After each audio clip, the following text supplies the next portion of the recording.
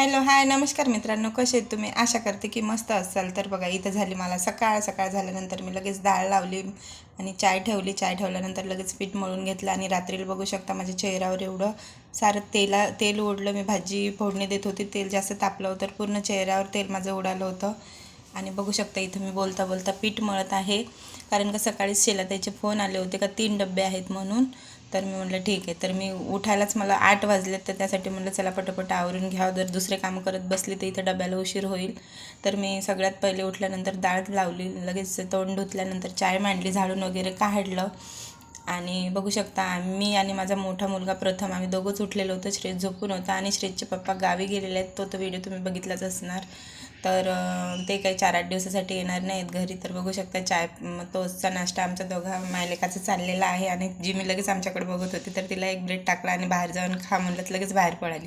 तर इथं बोलता बोलता माझी चाय ब्रेड खाऊन पण झाले आणि तिकडं कुकरच्या शिट्ट्या चालू होत्या. मस्तपैकी डाळ पण शिजून झाली. डाळ शिजता म्हणलं चला भांडे रात्रीचे घासलेले होते लावून टाकावं. तर लगेच भांडे लावलेत आणि खिडकीतून एवढी भारी हवा येत होती आणि माझे ते जे रात्रीचे चटके लागलेले होते ते त्याला थंड लागत होतं. तर लगेच मी बेसिंगमधले भांडे आवरले आणि वाटा साफसफाई केला आणि लगेच मी भाजीपाल्याच्या टोपलीत गेली, खजिन्यामध्ये तिथून काढले आलू वांग्याची भाजी. विचार केला काय करावं, तर मग आलू वांगे सापडल्याबरोबर त्याची करत होती भाजी. तर बघा इथं बघू शकता तुम्ही, आलू वांगे चिरत होती आणि आलू वांगे मी चिरत असताना थोडंसं लागलं होतं, तर मी त्याच्याकडे लक्ष नाही दिलं.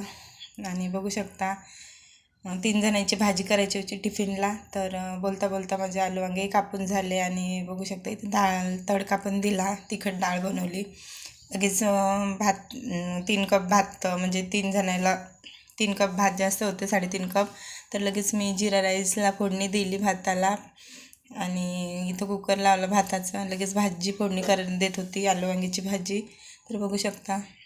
तर इथे 3 दिवस झाले होते भैयाच्या पप्पाला जाऊन आणि अजिबात मला गमत नव्हतं. 3च दिवस झाले आणि गमत नव्हतं. तर त्यांना अजून 4-5 दिवस राहायचं बोलले. 16-17 तारखेला मी घरी परत येणार आणि मला टेन्शन येत होतं की 16-17 म्हणजे तारखेपर्यंत मी कशी राहणार. एक तर 14 एप्रिल कोणी एक घरी माणूस नसला तर अजिबात गमत नाही, तुम्ही तर समजू शकता. तर बघता इथं बोलता बोलता माझी भाजी पण होऊन गेली आणि मस्तपैकी सेंट सुटला होता भाजीचा. आणि बोलता बोलता इथं माझं भात पण झाला आणि भात झाल्यानंतर लगेच मी भाजी शिजवली. लगेच बाहेरून आवाज आला स्पीकरचा अनाऊन्समेंट करताना का आजपासून कार्यक्रम सुरू झाले आणि आज महात्मा ज्योतिबा फुलेंची जयंती आहे. तर लगेच तर फोटोला हार चढवत होते आणि अनाऊन्समेंट करत होते की आज रेल्वेवाल्यांचे सर्व काही कार्यक्रम आजपासून स्टार्टिंग होणार.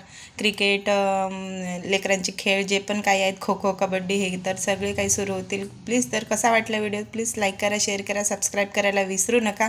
भेटूया नेक्स्ट व्हिडिओ. तोपर्यंत बाय बाय.